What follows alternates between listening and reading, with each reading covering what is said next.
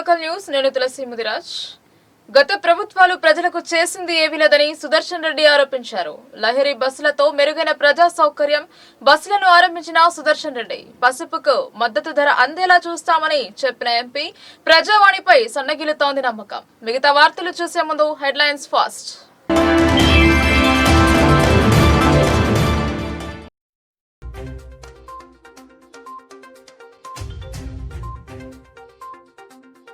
ప్రజల సంక్షేమమే ప్రభుత్వ లక్ష్యం. దూర ప్రయాణం చేసే వారికి లహరి బస్సులను ప్రారంభించిన సుదర్శన్ రెడ్డి.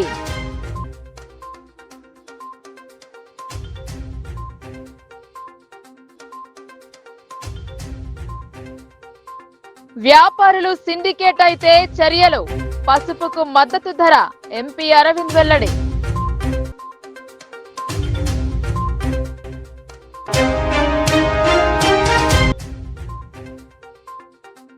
ప్రజావాణికి పెరుగుతున్న వినతులు, సమస్యలు పరిష్కరించడంలో విఫలమవుతున్న అధికారులు.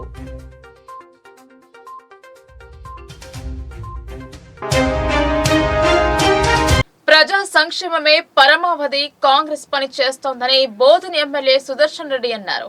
గత ప్రభుత్వ నిర్లక్ష్య విధానం వల్ల నేడు ప్రజలు ఇబ్బంది పడుతున్నారని పేర్కొన్నారు.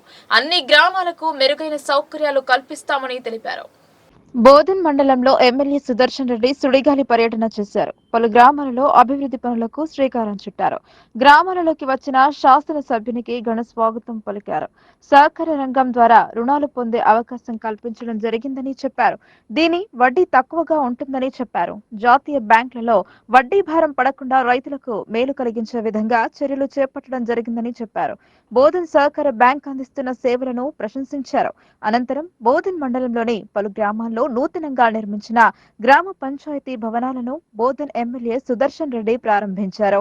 అనంతరం బోధన్ బస్ డిపోలో టీఎస్ఆర్టీసీ నూతనంగా కొనుగోలు చేసిన 4 లహరి స్లిప్ కమ్ స్లీపర్ బస్సులను ప్రారంభించారు.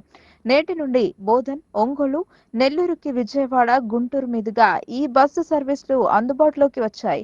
ఈ సందర్భంగా ఎమ్మెల్యే సుదర్శన్ రెడ్డి మాట్లాడుతూ మహిళలు ఉచిత బస్సు ప్రయాణంతో సంతోషంగా ఉన్నారని అన్నారు. గత ప్రభుత్వ నిర్లక్ష్యంతో ఆర్టీసీ బస్సులు అధ్వానంగా తయారైంది అని, కాంగ్రెస్ ప్రభుత్వం తెలంగాణ రాష్ట్ర రోడ్డు రవాణా సంస్థపై ప్రత్యేక దృష్టి సారించింది అని అన్నారు. రవాణా శాఖ మంత్రి పొన్నం ప్రభాకర్ సహకారంతో బోధన్ డిపోకి 4 లహరి బస్సులు కేటాయించడం జరిగింది అని అన్నారు. త్వరలో స్థానిక ప్రజల సౌకర్యార్థం రాష్ట్ర వ్యాప్తంగా 2000 బస్సులు అందుబాటులోకి రానున్నాయని అన్నారు. గ్రామీణ ప్రాంత వాసులకు ఇబ్బంది లేకుండా చూస్తామన్నారు. మహిళా సోదరులకు కూడా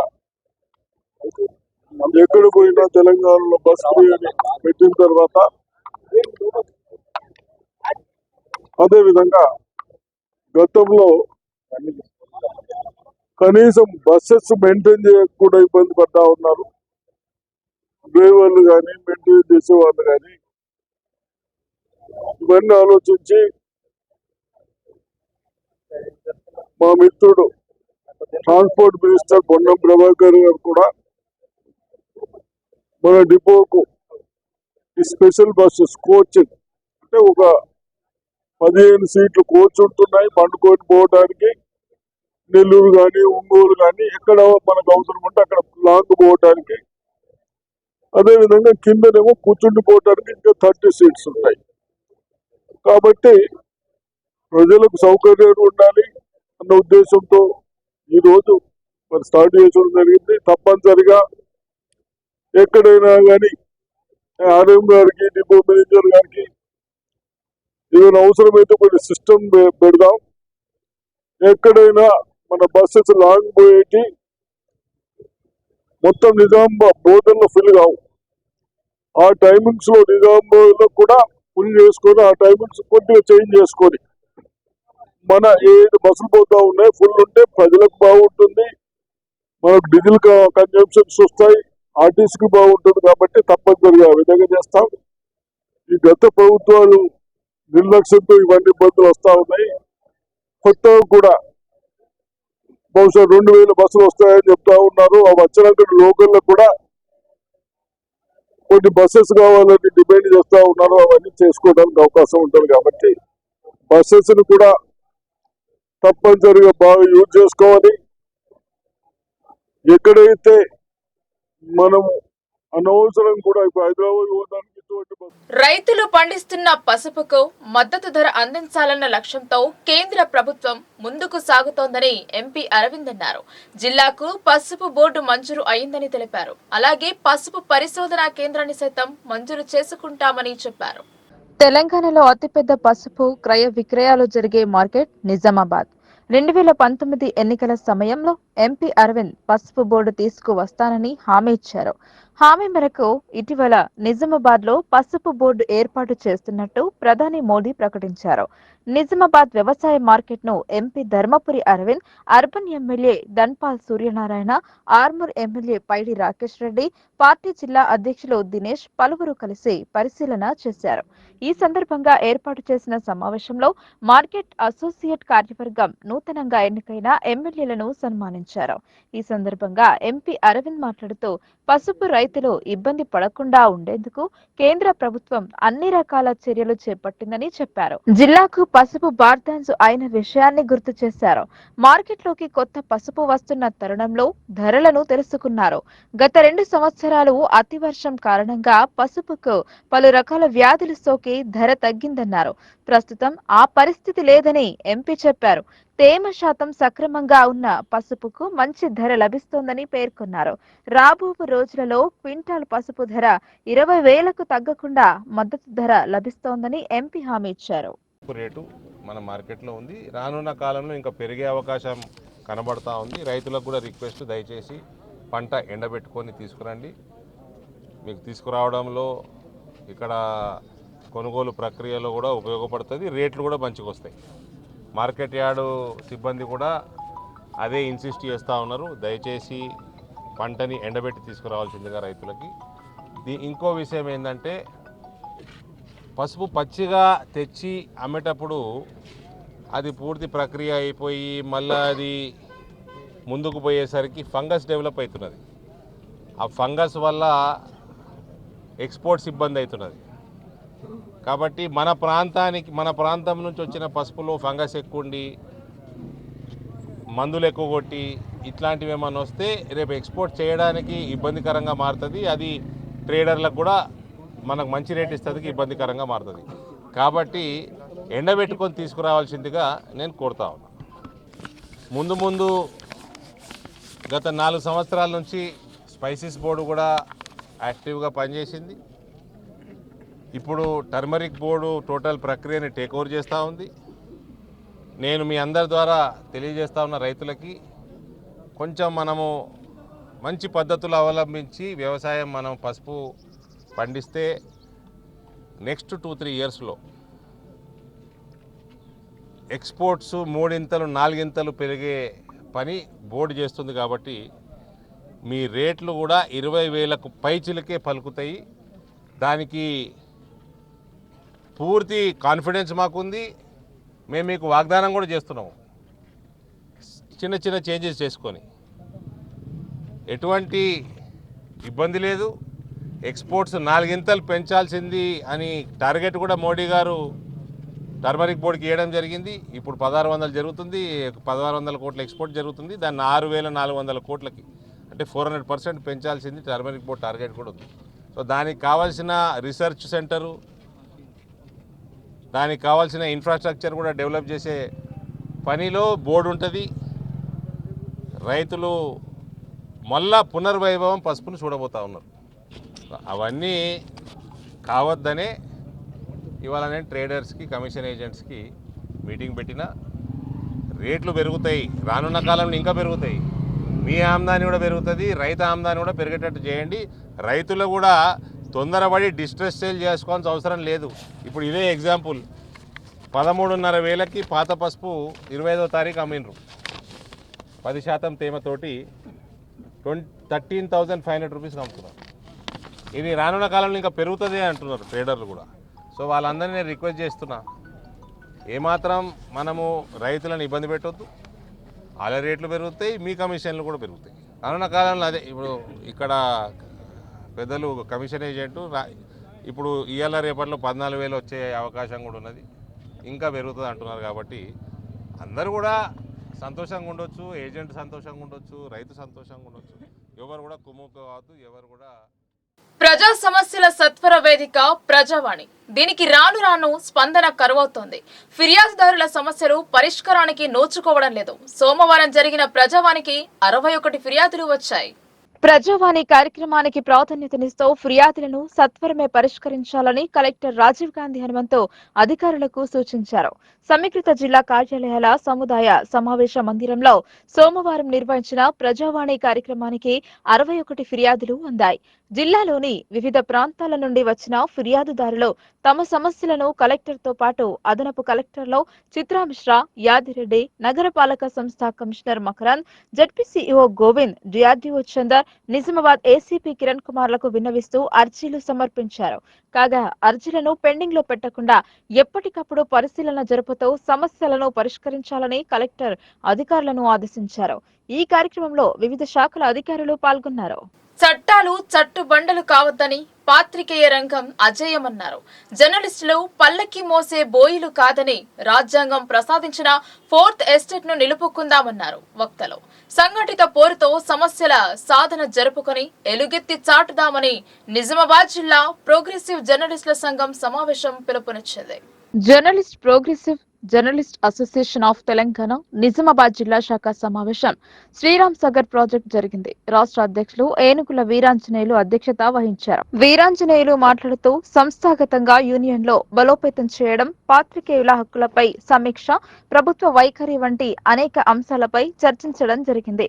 ప్రత్యేకించి ఇంటి స్థలాల విషయంలో కూడా ప్రభుత్వం తక్షణమే కార్యాచరణ ప్రారంభించాలని సమావేశంలో డిమాండ్ చేయడం జరిగింది.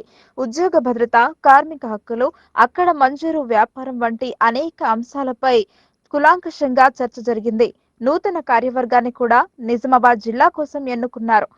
ప్రోగ్రెసివ్ జర్నలిస్టుల సంఘం జాతీయ అధ్యక్షులు ఉప్పు వీరాంజనేయులు ఈ సందర్భంగా మాట్లాడుతూ జర్నలిజానికి సంబంధించిన కార్మిక చట్టాలపై పాత్రికేయులకు సంపూర్ణ అవగాహన ఉండాలని చెప్పారు. అప్పుడే నిర్మాణాత్మకమైన పోరాటాలకు శ్రీకారం చుట్టాలని స్పష్టం చేశారు. రాష్ట్రంలో తెలంగాణ హక్కులకు సంబంధించి యూనియన్ తరపున చేస్తున్న పోరాటాలను ఆయన వివరించారు. హక్కుల పరిరక్షణ కోసం ఉద్యమించాలనే లక్ష్యంతో జర్నలిస్టుల అంశాలను అజెండాగా మార్చుకున్నట్లు తెలిపారు.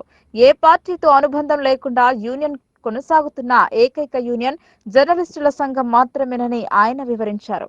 పాత్రికేయులకు విశాల దృక్పథం ఉండాలని, మనకు ఉన్న హక్కులపై, చట్టాలపై అవగాహన ఉంటే ఎన్నో విజయాలు సాధించవచ్చని తెలిపారు. ప్రోగ్రెసివ్ జర్నలిస్టుల సంఘం రాష్ట్ర అధ్యక్షుడు ఏనుగుల వీరాంజనేయులు మాట్లాడుతూ జిల్లా కమిటీలు క్రియాశీలకంగా ఉండాలని పిలుపునిచ్చారు. అప్పుడే పాత్రికేయులకు ఏదైనా న్యాయం చేయగలుగుతామని స్పష్టం చేశారు. గట్టిగా పనిచేస్తే రాష్ట్ర కమిటీ నుంచి, జాతీయ కమిటీ నుంచి సంపూర్ణమైన మద్దతు ఉంటుందని అన్నారు. రాష్ట్ర కమిటీ ఇచ్చే ఆదేశాలను, సలహాలను జిల్లా కమిటీలు ఖచ్చితంగా పాటించాలని, సంఘంలో చేసే పనిని బట్టి యూనియన్ సభ్యులకు రాష్ట్ర కమిటీ తరపున ప్రాధాన్యత ఇవ్వడం జరుగుతోందని తెలిపారు. పని చేస్తే ఎంతగానో గుర్తిస్తామని, పని చేయకపోతే అదే స్థాయిలో రివర్స్ లో చర్యలు ఉంటాయని హెచ్చరించారు. ఈ కార్యక్రమంలో జిల్లా ప్రోగ్రెసివ్ల సంఘం నేతలు Mutyam Yadav, K Jitender, T Gangadhar, D Suresh, A Vamsikrishna, B Raju, Mahesh తదితరులు పాల్గొన్నారు. 10-15 రోజుల క్రిందటే హైదరాబాద్లో జరిగినటువంటి సమావేశంలో ముఖ్యంగా జర్నలిస్ట్ మిత్రులు, పెద్దలు, చిన్నలు కానివ్వండి, పెద్దలు కానివ్వండి, వాళ్ళు ఎదుర్కొంటున్నటువంటి సమస్యలు, ముఖ్యంగా అక్రెడిషన్స్ కార్డ్స్లకు, మళ్ళీ అక్రెడిషన్స్ కార్డ్ అనగా ఇప్పుడు ఈరోజు నిన్న మనము 2 రోజుల క్రితం పేపర్ ప్రకటన వచ్చినప్పటి నుంచి నిన్న అధ్యక్షులుగా మిమ్మల్ని నియమిస్తున్నారని చెప్పేసి ఒక ప్రకటనతోనే అసలు మీకు రిజిస్ట్రేషన్ ఉందా, మీ యూనియన్కి రిజిస్ట్రేషన్ ఉందా, మరి మీకు రిజిస్ట్రేషన్ ఉన్నట్లయితే అక్రెడిషన్ కమిటీలో మీరు ఎందుకు కూర్చోటట్లేదు? మీరు అక్రెడిషన్ కమిటీలో కూర్చుంటే అక్రెడిషన్ కమిటీలో వాళ్ళకు న్యాయం జరుగుతుంది కదా. అంటే మీ ఆ స్థాయి కాదు, అంటే కేవలం మీది ఒక పేరు మాత్రమే. అంటే నేను కూడా మా పై అధికారులకు, మా జాతీయ అధ్యక్షులకు, రాష్ట్ర అధ్యక్షులకు గత మీటింగ్లో కూడా చెప్పాను, సరే ఇటువంటి క్వశ్చన్స్ వస్తున్నాయి, ఆ క్వశ్చన్స్ ఎలా తిప్పికొట్టాలి, ఏ విధంగా తిప్పికొట్టాలి. అదే మాదిరిగా చిన్న పేపర్ కానివ్వండి, పెద్ద పేపర్ కానివ్వండి, ఎవరైతే చునకలుగా చూస్తూ ఉన్నారో మనం రాసే వార్తలు మనం రాస్తూ ఉంటే గుర్తింపు అనేది 4 సార్లు కాదు 10 సార్లు పోతే వాళ్ళ పేపర్ పట్టుకొని సారి నీ వార్త అని 10 సార్లు పోతే వాడి ఇట్లా గుర్తింపు. ఏడనో మనం ఉండేసేసి ఆడ వాళ్ళు కాపీ చేస్తారు, మనం ఇక్కడ పేస్ట్ చేసేసి వార్త రాస్తే మనకు గుర్తింపు అనేది రాదు. ఇప్పుడు జరుగుతుంది అదే. ఎవరు పని నా లోగో కనబడితే కానీ, నా లోగో పరిచయం అయితే కానీ ఈయన ఆ సంస్థకు చెందినవాడు వాడా అనేది గుర్తుంది. 10 లోగోలు తీసుకపోతే అక్కడ గుర్తింపు అనేది మీకు రాదు, సంస్థకు రాదు. ముఖ్యంగా జర్నలిస్ట్ మిత్రులు అది గుర్తుపెట్టుకోవాలి. నువ్వు ఏదన్నా ఒకటి అక్రిడేషన్, ఈ రోజుల్లో అక్రిడేషన్ అని అంటే అది అక్రిడేషన్ ఉంటే మనకేదో లబ్ధి పొందుతాం, హెల్త్ కార్డుతో ఏదైనా లబ్ధి పొందుతాం అనే ప్రధాన కార్యదర్శి అశోక్ గౌడ్ గారు మరియు వైస్ ప్రెసిడెంట్ మురళీధర్ గారు, వెంకన్న గారు, తర్వాత నిజామాబాద్ జిల్లా జర్నలిస్ట్ అసోసియేషన్ వారికి అందరికీ నమస్కారం. అంటే ప్రోగ్రెసివ్ జర్నలిస్ట్ అసోసియేషన్ జాతీయ అధ్యక్షుడు వీరాంజనేయులు గారు ఎంత పోరాడుతున్నారంటే మన జర్నలిస్టుల గురించి.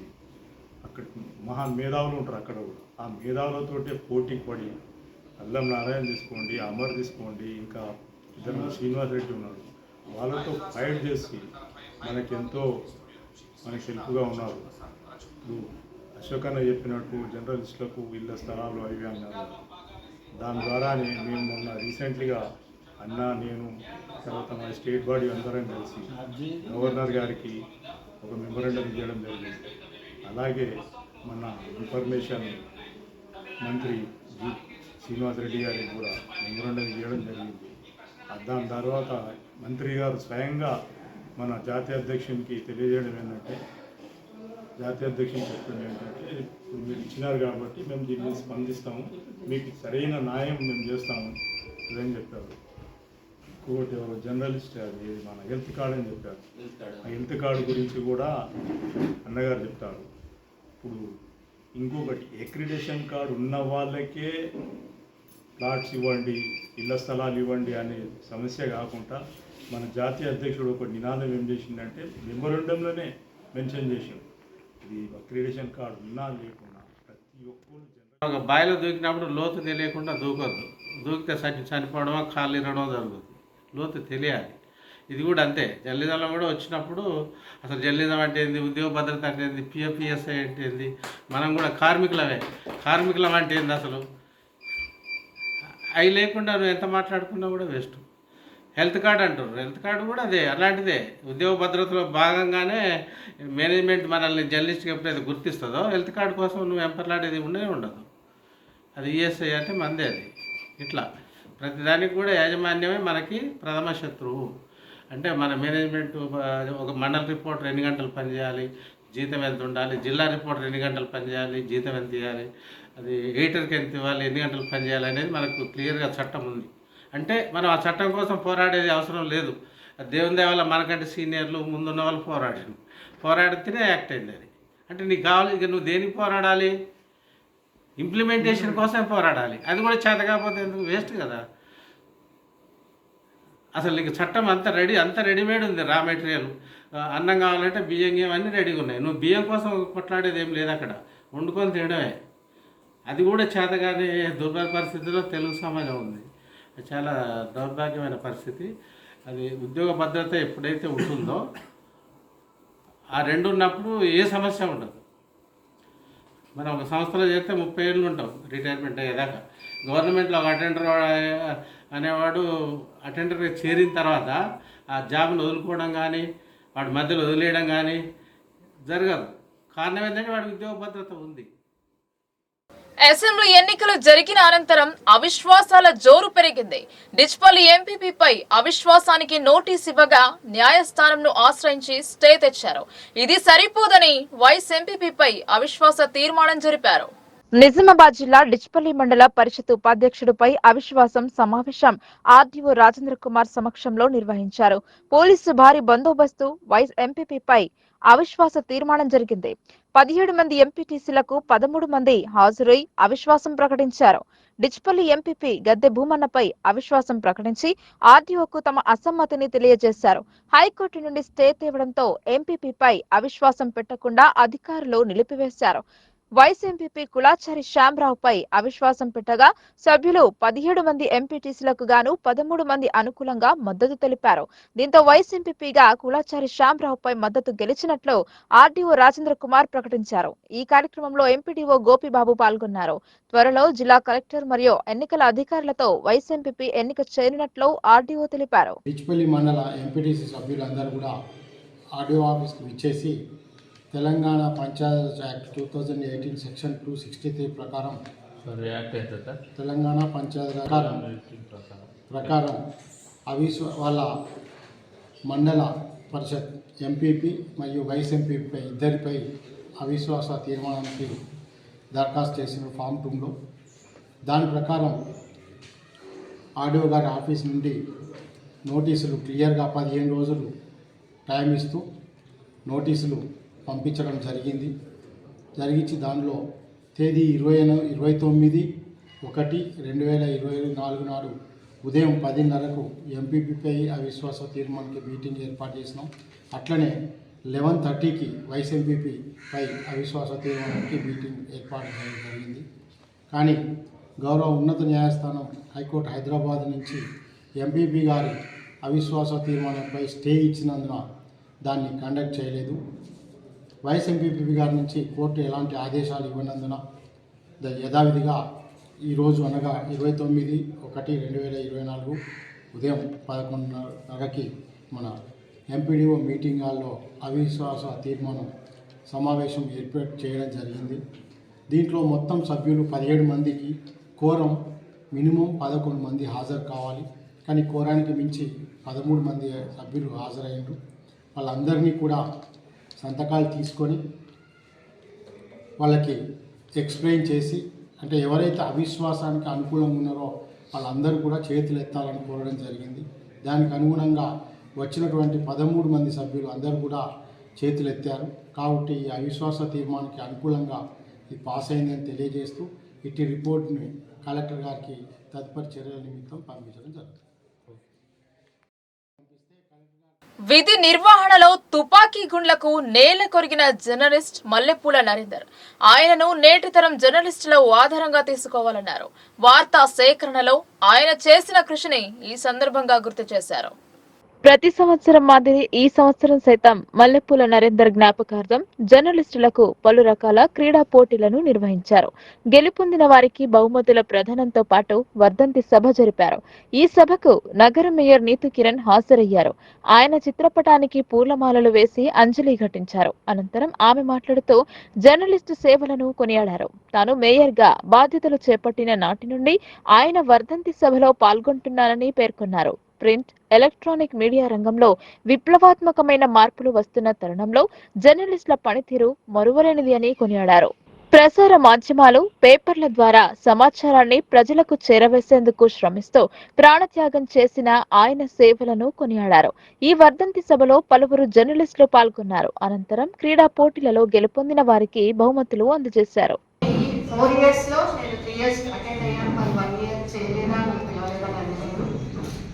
మొత్తానికి భౌతికంగా మనిషి లేకపోయినప్పటికీ కూడా ఆయన బ్రతికించాలి అని చెప్పేసి 13 ఏళ్ల నుంచి పడుతున్న తపనను నిజంగా చాలా అభినందించాలి. ఎందుకంటే ఆయన ఆ రోజు ఇప్పటివరకు అన్నలందరూ చెప్తా ఉన్నారు ఏ విధంగా ఆయన కమిట్మెంట్తో వర్క్ చేశారు. ఆ రాత్రి వెహికల్ తీసుకొని వెళ్ళడం, వార్తల గురించి ప్రజల వరకు దాన్ని చేరవేయాలని చెప్పేసి ఆయన ఏ విధంగా అయితే తపన పడ్డారో, ఆ పని మీద అంతటి సంకల్పంతో పనిచేశారో, మరి ఆ విధంగా ఆ రోజు ఆయన పనితీరుని కనబర్చారు కాబట్టే మరి ఈ రోజు వరకు కూడా ఆయన కమిట్మెంట్నే ఆయన ఈరోజు మనం తెలుసుకునే విధంగా, ఆయన ఇక్కడ నిలబెట్టే విధంగా, నలుగురం మాట్లాడుకునే విధంగా ఆయన పనితనమే ఈరోజు ఆయన ఇక్కడ వరకు తీసుకొచ్చింది. మరి ఆ రోజు ఆయనతో కలిసి పనిచేసిన వాళ్ళందరూ కూడా ఇప్పుడు చెప్తా ఉన్నారు. మరి ఆయన చేసిన పనులే ఇప్పుడు సాయిలన్న గారు మరి స్పోర్ట్స్ ద్వారా అయినా సరే ఆయనను ప్రజలందరిలో, జర్నలిస్ట్ అందరిలో కూడా మనము ఆయనను భౌతికంగా లేకపోయినా ఆయనను మనందరి దృష్టిలో ఉంచుకుంటామని చెప్పేసి కార్యక్రమాన్ని 33 సంవత్సరాలుగా ఎలాంటి ఆటంకాలు లేకుండా నిర్వహిస్తున్నందుకు చాలా ఆనందంగా ఉంది. ఇదందరూ కూడా ఆదర్శంగా తీసుకోవాల్సిన విషయం. ఎందుకంటే ఇలాంటి వ్యక్తులు ఇంకా చాలా ఫీల్డ్లలో చాలా మంది ఉన్నారు. కానీ అందరూ ఈ విధంగా కొన్ని సంవత్సరాల నుంచి కూడా చేయడం అనేది సాధ్యమయ్యే పని కాదు. ఏదో 2 సార్లు చేస్తారు, 3 సార్లు చేస్తారు, తర్వాత వదిలేస్తారు. కానీ ఈ విధంగా ఒక మంచి సంకల్పంతో ముందుకు తీసుకెళ్లడం అనేది అభినందించదగ్గ విషయం. మరి వారి ఫ్యామిలీ మెంబర్స్ కూడా ఈ కార్యక్రమంలో పాల్గొని మరి వాళ్ళ ఫ్యామిలీ మెంబర్ ఏ విధంగా అయిపోయినప్పటికీ కూడా పోలీసులు కాల్చిన దాంట్లో చనిపోయినప్పటికీ కూడా అదే ధైర్యంతో ఏదేమైనా సరే మేము ఇదే వృత్తిలో ఉండి మరి ప్రజలకు వార్తలన్నీ చేరవేస్తాం, దీన్నే పనియే ప్రత్యక్ష దైవంగా చూస్తామని మరి వాళ్ళు ఇప్పటికే కూడా కంటిన్యూ చేయడం వాళ్ళ ఫ్యామిలీ మెంబర్స్ కూడా అది కూడా చాలా అభినందించాల్సినటువంటి విషయం. వారికి కూడా నేను మనస్ఫూర్తిగా అభినందనలు తెలియజేస్తా ఉన్నాను ఈ కార్యక్రమానికి. అంటే వాళ్ళందరూ కూడా ఇంత ధైర్యంగా ముందుకెళ్ళడం, పోలీస్ యంత్రాంగాలను చూస్తాం, మిలిటరీ యంత్రాంగాన్ని చూస్తాం, వాళ్ళందరూ కూడా ప్రాణం ఉందని తెలిసినప్పటికీ కూడా వృత్తికి కట్టుబడి వాళ్ళందరూ కూడా పనులు చేస్తారు. కానీ వారితో పాటుగా పోల్చుకుంటే మీరు కూడా ఎందులో తీసుకోరు, మీరు కూడా అలాంటి ముప్పున్నప్పటికీ కూడా ధైర్యంగా ముందుకెళ్ళి ఆ గట్స్తో ముందు పనిచేస్తా ఉన్నారు. ఎందుకంటే ప్రజలకు ప్రభుత్వానికి వారధులు మీరు. ఏ కోన ఏ మూల ఏది జరిగినా కూడా ఆ వార్తలు చేరవేయాలి, ప్రజల వరకు తీసుకెళ్ళాలి, ఏముంది ఏం జరుగుతుంది నలుమూలలా అనేది ప్రతి ఒక్క అంశాన్ని ప్రజల ముందు పెట్టాలి అని ఒక మంచి ఆలోచనతోని మీరు పడుతున్నటువంటి కష్టం. ఎందుకంటే మేము కూడా చూస్తూ ఉంటాము, మా ముందే ఎన్నోసార్లు మా కవరేజ్ చేస్తే చాలా మంది పడిపోతారు, ఇంకా చాలా దెబ్బలు కూడా తగ్గుతూ ఉన్నా కూడా అవన్నీ కూడా లెక్క పెట్టకుండా మీరు కవరేజ్ తీసుకుంటూనే ఉంటారు. అంటే మేము చేసే ప్రోగ్రామ్స్ అంటే మేము చేసేది ఇక్కడ చిన్న నార్మల్గా ఒక సిటీలో చేస్తున్నాం. అట్లా కాకుండా మీరు ఏ మార్పులైనా వెళ్ళి ఏ అంశాన్నైనా తీసుకురావాలి, ఏ కవరేజ్ అయినా ఫుటేజ్ అయినా తీసుకురావాలి. అది ఎంత పైన ఉన్నా సరే, గుట్టలలో ఉన్నా సరే, చెట్లలో ఉన్నా సరే మేము వెళ్ళాల్సిందే, తీసుకురావాల్సిందే అని మీరు అంత శ్రద్ధతో వర్క్ చేస్తారు. కాబట్టి ఈరోజు ప్రతి ఒక్క అంశం ప్రజల ముందు ఉంటుంది. పొద్దులేవగానే ఈరోజు పేపర్లు చూస్తున్నాము, వార్తలు టీవీలలో చూస్తున్నాము అంటే అది మీ అందరూ కూడా చేస్తున్నటువంటి కృషి. అవన్నీ కూడా మా ముందుకు వస్తున్నాయి కూర్చున్న దగ్గర. అంటే పలు అంశాలు మేము తెలుసుకొని మళ్ళీ దాన్ని మేము ప్రజల ముందుకు తెలియజేస్తాం. అంటే మా పొలిటికల్ లీడర్స్ కానివ్వండి, ఇంకెవరైనా సరే. పెట్టుబడిదారీ వ్యవస్థకు విరుగుడు సోషలిస్ట్ వ్యవస్థ అని నిరూపించిన వ్యక్తి లెనిన్ అని పాలడుగు భాస్కర్ అన్నారు. సిపిఎం పార్టీ జిల్లా కార్యాలయంలో లెనిన్ శతవర్ధంతి జరిపారు. జిల్లా సిపిఎం కార్యాలయంలో నిర్వహించిన సెమినార్లో కమ్యూనిజం నేటి సమకాలీన పరిస్థితులు అనే అంశంపైన సిపిఎం పార్టీ రాష్ట్ర కార్యదర్శి వర్గ సభ్యులు పాలడుగు భాస్కర్ మాట్లాడుతూ వివిధ దశలలో మారుతూ పెట్టుబడిదారీ వ్యవస్థకు రూపాంతరం చెందిన తర్వాత సమాజ అభివృద్ధికి పెట్టుబడిదారీ వ్యవస్థ కారణమన్నారు. పెట్టుబడిదారులు ప్రచారం చేస్తున్న సందర్భంలో పెట్టుబడిదారు వ్యవస్థలో ప్రజలు తీవ్రమైనటువంటి దోపిడీకి వివక్షతకు గురవుతారని, దోపిడీ లేని సమాజ నిర్మాణం ద్వారా మాత్రమే ప్రజలందరూ సుఖ సంతోషాలతో ఉంటారన్నారు. సిద్ధాంత రూపొందించిన మార్క్స్ దాన్ని అనుసరించడానికి లెనిన్ రష్యాలో సోషలిస్ట్ వ్యవస్థను నిర్మించి కమ్యూనిజం ద్వారా మాత్రమే ప్రజలందరూ సుఖ సంతోషాలతో జీవిస్తారని తెలిపారు.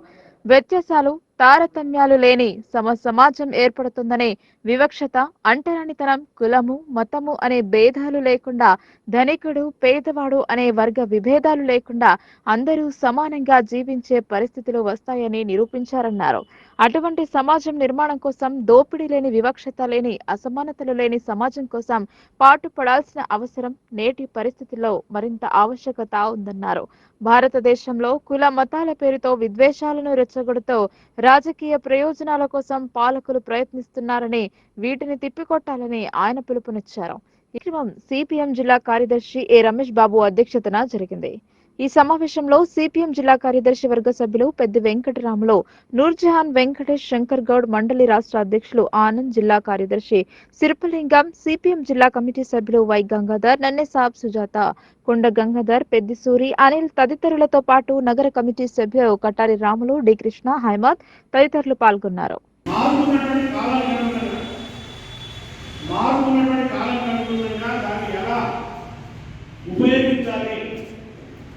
దాన్ని ఎలా అన్వయించాలని చెప్పి ఆయన అధ్యయనం చేశాడు, ఆయన పరిశోధన చేశాడు. మార్కెట్ అంటే వివాదం కాదు, మార్కెట్ అంటే అది ఒక గర్భపదార్థం కాదు, మార్కెట్ అంటే అది పూసలో పోసినటువంటి మోస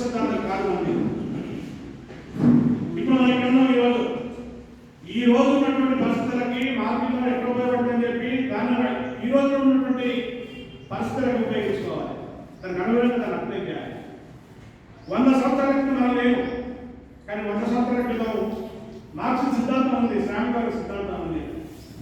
ఆ రోజు ఉన్నటువంటి సమాజంలో ఈ రోజు సమాజంలో చాలా తేడాలు ఉన్నాయి.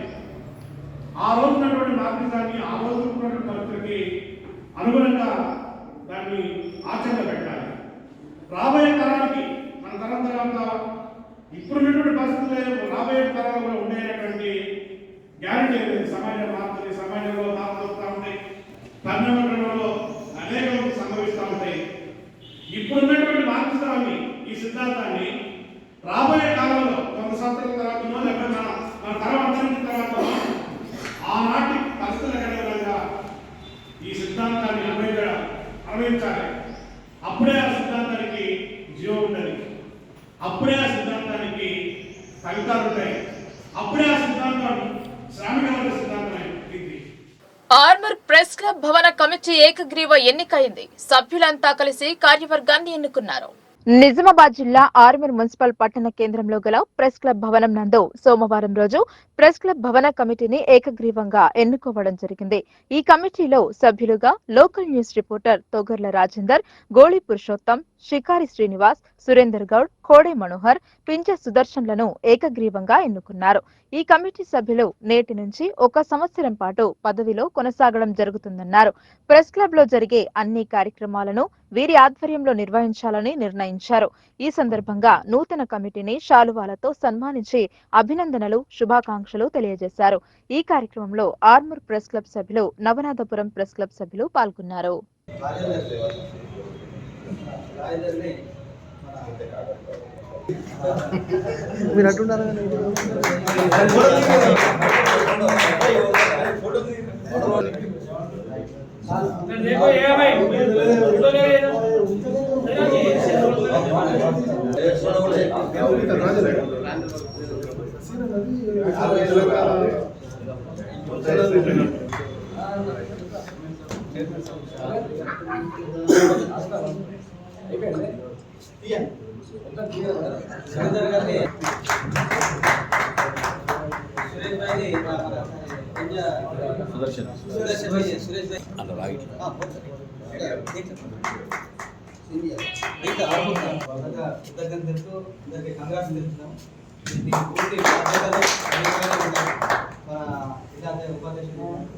ఏదైనా కానీ మీ వెనకాల మేము ఉంటే మేమందరం కలిసికట్టుగా ఉంటూ మీ నిర్ణయాన్ని మా నిర్ణయంగా భావిస్తాం.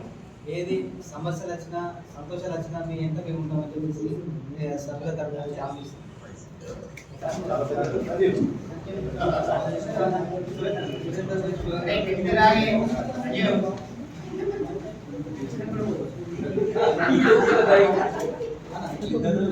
మనం ఈ భవన నిర్మాణ కమిటీ కోసము వాళ్ళు ఒక యజ్ఞంగా తీసుకొని ఇది ఒక సాధించుకోవాలనే తపనతోని దీక్షగా పనిచేసి ఇంత స్థాయికి తీసుకొచ్చి మనందరికీ మనము మన మన మన పాఠశాలలో ఉన్నట్టు మన పిల్లల భవిష్యత్తు కోసం మనం ఎట్లా చూస్తామో వాళ్ళు మన భవిష్యత్తు కోసం. ఈ వార్తలు ఇంతటితో సమాప్తం. తిరిగి ప్రసారమయ్యే వార్తల్లో మళ్ళీ కలుద్దాం. అంతవరకు చూస్తూనే ఉండండి మీ లోకల్ న్యూస్. మన ఊరు మన వార్త.